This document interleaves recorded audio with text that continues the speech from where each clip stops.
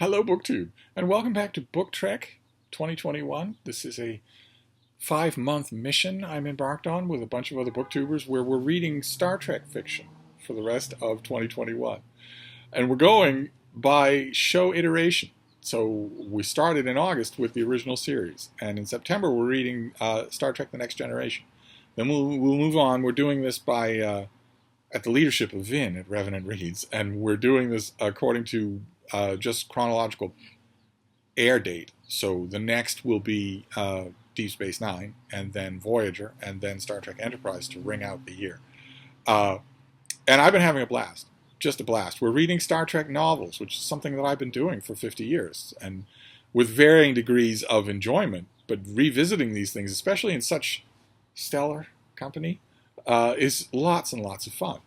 Some of my co-hosts have read no Star Trek fiction. Others of my co-hosts have read some, but only a fraction. A few have read quite a bit, and I have read quite a bit of Star Trek fiction. But it's always fun to revisit things, especially in smart company. So I've been enjoying that more than most with The Next Generation, because The Next Generation is an iteration of the show that I never typically liked. I have largely overcome that as September starts to wane. I am now okay with The Next Generation. It has its tone deafness and its flaws, its occasional flat feet. Every iteration of Star Trek does. I would argue a little bit controversially here. I would argue that the show iteration that knows what it's about most, that makes, in other words, the fewest missteps, is Star Trek Enterprise. With Star Trek Enterprise, unfortunately, the biggest misstep of all was the final episode of the show, which everybody hates. So, and I do too. I like moments of it, but everybody hates that final episode. And I don't know if there's any connection with the fact that Enterprise was the first iteration to be canceled, other than the original series, instead of just running out its run. The showrunners at Enterprise had enough forewarning to know that their current season would be their last. So they shot for the moon with a lot of great 3-part episodes, and with a concluding episode, an episode that is self-consciously the end of the series, even though it hadn't gone on for 7 seasons. But I used to hold all of The Next Generation's flaws against it and was fairly blind to its strengths. And I now see a lot of those strengths a lot clearer, especially what I would call the camaraderie of the central cast of characters, the bridge crew, and then Guinan, whatever Guinan is. I myself think that Guinan being added to the show is a little silly. I know that Whoopi Goldberg was a big fan of the original show. She was a big fan of Nichelle Nichols, who played Lieutenant Uhura, and wanted to be part of Star Trek if it was at all possible. I think a better way for her to do that would have been as a recurring role as a Commodore. In other words, someone who had a rank in Starfleet and had largely a space station, a desk job, but who would frequently take flag command, plant their flag on the flagship, and be its effective captain for an adventure, an episode, a couple of episodes, and then be gone. I think having Whoopi Goldberg as a Commodore, who occasionally comes on to take the Enterprise from Captain Picard, with Captain Picard still as captain, so no ill will. That would have been too predictable. Have a situation in which occasionally it's a Commodore episode, how the Commodore comes on board, takes over, and they have an adventure together, and maybe the Commodore learns to be a little bit more of a cowboy, maybe Jean-Luc Picard learns to be a little bit more intuitive. Instead, and that would still have worked well with Whoopi Goldberg's busy schedule. It would still have allowed there to be many episodes where she's not present at all. I think that would have done a lot more, would have been a lot better than having Whoopi Goldberg play this weird mystical character who runs a bar on a starship and who Captain Picard knows personally and has some sort of personal rapport with, to know that if she calls him on the bridge when he's in the middle of a tense negotiation and says something doesn't feel right, he shouldn't have her thrown in the brig. He should instead listen and maybe dictate the policy of his ship. According to this person, any of you who have ever been anywhere near an actual military or paramilitary, whatever a Starfleet is chain of command will know that it doesn't work that way. It just doesn't work that way. You can't have anyone inserting themselves into the chain of command because of a personal relationship with someone at the top of the chain of command. What does Riker know about Guinan? Nothing. Nothing at all. He's second in command. What does Data know about Guinan? Nothing. He's third in command. Something happens to Picard, all of a sudden you've got this person who thinks that she's perfectly invited to sit in on staff meetings, or you don't ever do it. The closest that you would ever come to something like that would be, for instance, in the original series. Yes, Bones McCoy and Kirk are friends, and yes, therefore, Bones ends up on the bridge of the Enterprise just grousing and commenting on things, when there, as was pointed out several times in Star Trek, the original series fiction, there isn't really a call to have the ship's surgeon on the bridge at this particular time. Nevertheless, McCoy is an officer. He is the head of a major department. It's theoretical, anyway. He might even, for all we know, in the original series, have a station at the bridge that he never uses. And something close to that would also be to Paul on the Enterprise, who at the beginning of Star Trek Enterprise is not a bridge officer. She's not part of Starfleet. The showrunners had to make sure that they stressed that over and over again, because it's already canon that Spock is the first Vulcan in Starfleet. So T'Pol can't ever be an active member of Starfleet, because Enterprise takes place before, a generation before Kirk and Spock. That's another thing that would be maybe sort of close, but the Next Generation, and Picard himself in the early seasons of the show expresses nothing but exasperation when a little boy, Wesley Crusher, wants to be on the bridge of the starship, and yet seems to have no trouble with having Guinan have an unofficial place in the chain of command, having the ability not just to give him advice. Picard seems to be willing to take advice from anybody whose advice has been proven good, but to dictate behaviors of a starship based on something that only she knows, that only she can determine with these quasi-mystical powers. And what about those quasi-mystical powers? What about them? We meet other Elorians, her alleged race, we meet them in Star Trek Generations. They don't have superpowers. Aside from long life, they don't have superpowers. Guinan seems to have superpowers. So what is that all about? I don't know one way or another. How did I get on that subject? I got on that subject somehow, didn't I? Right, the rapport between the bridge crew. I always have to include Guinan because she's a part of that rapport, even though I much would have preferred if she had had some other kind of role. I would say visiting Commodore. But it's thanks to that rapport among the central cast of characters that I am. That's my way in. That's what I was hoping for. I was hoping that BookTrek 2021, when we got to the Next Generation, would give me a way in, a way to like the Next Generation. And so far, that has proven absolutely true. I've now watched all of the Next Generation movies, and boy, do they have some major flaws. Boy, are they sometimes really bad. But that element is always there, and it's always well done. And I am now looking for that. I've watched a ton of episodes as well. Vin at Revenant Reads on our Voxer group has been doing a rundown of what he considers to be the best Next Generation episodes, with a little thumbnail tagline about what that episode is. I watched this show every week on TV as it was broadcasting, and occasionally I noticed a standout good episode, and including a couple of standout great episodes that I thought were just terrific. So I've been watching that list, wondering, if somebody makes a list like that and you already have predispositions about the episodes in question, if they tend to rank those same episodes highly, then I can look at other episodes that person ranks highly and think, okay, maybe I should give that another look. That has been proving very fruitful as well. And the novels as well. I have to say, I've read more Next Generation novels in the month of September, read or reread. More Next Generation novels in the month of September that just weren't good than I remember for any other franchise of Star Trek, unless maybe Star Trek Enterprise. I seem to remember that Star Trek Enterprise actually never did have a novel that was any good. And I don't think has any novels anymore. So there'll be a very limited run there. I will see what I can do. I'll read everything. And we shall see. Maybe I'll have to go to do something that a lot of you have asked me to do for BookTrek, and that is go to Wattpad and fanfiction.net and read a lot of the non-authorized fan fiction there on all the iterations of Star Trek. Maybe I'll do that for Enterprise. But Next Generation's had a lot of duds. A lot of books that were really heavily dependent on other novels in the Next Generation imagined universe that I hadn't read or didn't remember sufficiently. And where the author makes no attempt whatsoever to cover the ground or bring a new reader up to speed. No attempt at all. It's just, this is pure insider baseball. This is all meant to be Easter eggs for fans. And that's all you're getting here.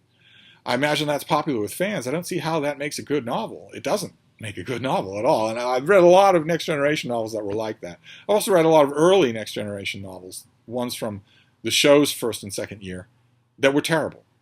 Just plain terrible. And I've had a lot of Next Generation fans, including one or two of my co-hosts for BookTrek, say the books reflected the show, and the show didn't reach its maturity until its third or fourth season, so you can't hold that against it. But it's been wonderful having an open mind for all of this, especially since I received some scars, some wounds, some sharp elbows during the original series phase of BookTrek 2021, including at one point when our intrepid host, Vin at Revenant Reads, chose a Star Trek novel he knows I love, Triangle, by Sonder Marshek and Myrna Culbreth, and tore it to shreds in a video. It is a novel. It's a Timescape novel. It's allegedly set in the time of Star Trek: The Motion Picture. I think it was probably written long before then, and just surface adapted for new nacelles, new uniforms, that sort of thing. Maybe I'm wrong about that. One way or another, it's the story of what would happen if Kirk and Spock fell in love with the same woman. Now, continuity in the original show would say that's probably not going to happen, because Spock doesn't come into heat except once every 7 years. So it'd be an amazing feat of timing if it happened. And Spock would also control himself, even if Kirk did not. Vin chose that book. He read it. He attacked it mercilessly.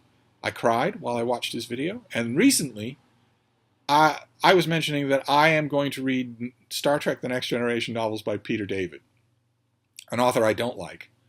It always tends to me to be quippy and slangy, always tends to me to prefer a joke to a sensible plot development, whether it's in his comic books or in his Star Trek novels or in his movie adaptation. He's done a ton of writing, just a ton of. I imagine he writes very fast.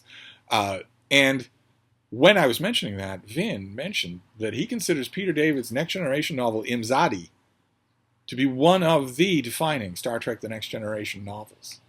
This thing right here. So I read it. Now, BookTube, did I read Imzadi with revenge in mind? Did I recall the Klingon proverb that says revenge is a dish best served cold? It's very cold. It's space. Did I? I don't think we'll ever know. Was that part of my motivation to read this novel, a love story, that Vin ranks very highly after he had trashed a love story in a novel that I love? I don't know. I don't know if revenge was on my mind. But I read this book. I read it when it came out years ago, and I watched the phenomenon, what I think it would be safe to call the Imzadi phenomenon. There have been whole weddings, hundreds of them, where the bride and groom referred to each other as Imzadi at the altar in front of the church, in front of the clergy, who probably had no idea what the F was going on. There have been whole weddings like that. There have been long love sonnets and poems of all kinds, tons and tons of fan fiction. Imzadi is a reference to Deanna Troi, the Enterprise D's counselor. I know that therapy was really big as a fad when The Next Generation hit the airwaves, but to have a ship's counselor with this much prominence mystifies me.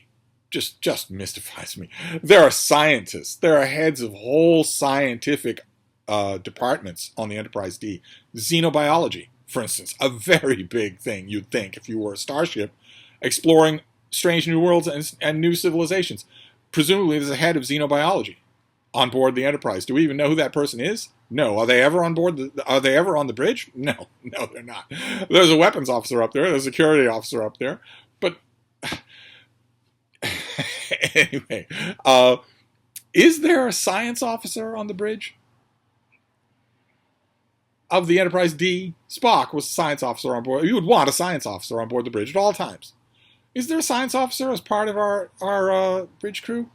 There's Riker. He's number one. He's the first officer. He is Picard. He on the bridge of the Enterprise D. He is able to give an order right alongside the captain, and his orders are obeyed the same as the captain, unless the captain belays him.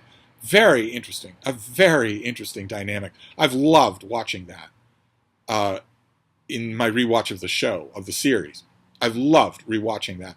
I confess, I've had an eye on Riker the whole time because I think it's a sustainedly good performance. I don't think that Jonathan Frakes does a bad job at all at any point in his realization of William Riker.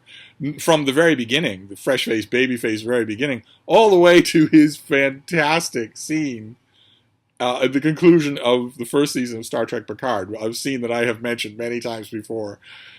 Just about as great a character moment as you could ask for if you were an original series fan. I've loved watching that dynamic, understanding what Riker is supposed to do on board the bridge of the Enterprise. Picard is definitely in command, but Picard can leave the bridge, and there'll still be someone in command. And Data often has positions. He is often at the helm. Is he a science officer? I don't think so. He wears the gold of command, not the blue of the sciences. I don't think there's a science officer on board the bridge of the Enterprise D at any regular time. I'm not sure I would know who the chief science officer on board the Enterprise D is. It's certainly not Deanna Troi. She's the ship's counselor. What business does she have on the bridge of the starship? None. None at all. The original showrunners, I think, tried to get around that by giving her superpowers. Deanna Troi is half Betazod from a planet of telepaths. She herself is only half Betazid, so she's not a telepath. She's an empath. She can get vague, sort of muffled impressions of what people are thinking or feeling, but not strict telepathy. And before we meet them on board the Enterprise D, Riker and Troi had a passionate love affair, in which they realized and started calling each other the Betazid word Imzadi, which means beloved or extremely close or soulmate or something like that. One of those vague things that can be used by people in all Klingon weddings, whatnot. And it goes on and off in the course of the show. It is disastrously derailed when the showrunners decided to have Deanna Troi and Worf take up a relationship. That never worked the first time that I was watching it. Rewatching it seems even stranger. The strong implication whenever the right set of writers or showrunners got involved in this whole subject is that Riker and Troi are soulmates, destined to be together. It's why it's such a cheery moment when we see them as an older married couple, a settled married couple in Star Trek Picard. Even though, as is true with Star Trek Picard, they're not all is golden. They have endured their share of tragedies, personal tragedies. They're still wonderfully on point, and that tends to be the way of the movies as well.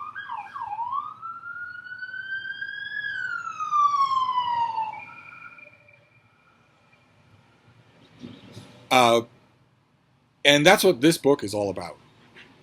The Enterprise is on a mission. Deanna Troi is serving as an envoy to a fairly violent race and appears to die. She appears to die on the mission fairly early in the book.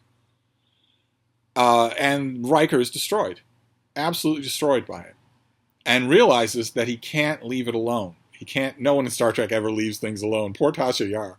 She's the only exception to that rule. Other than that, no one ever takes death at face value. Instead, they decide to slingshot around the sun or go to an alternate dimension. Or, as you can see from the cover of this book, you see up at the top there, the Guardian of Forever, from the original series Star Trek episode City on the Edge of Forever. A gateway to the past, and presumably to alternate dimensions of all kinds. And Peter David writes the heck out of this thing. He has Riker stop at nothing to find a way to bring Deanna Troi back. Now, this cannot possibly be canon.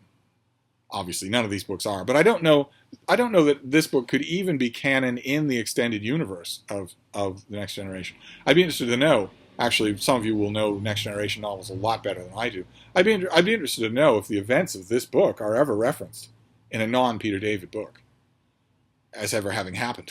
I don't know one way or another. I know this book has a sequel, but I don't think I'm up for reading the sequel.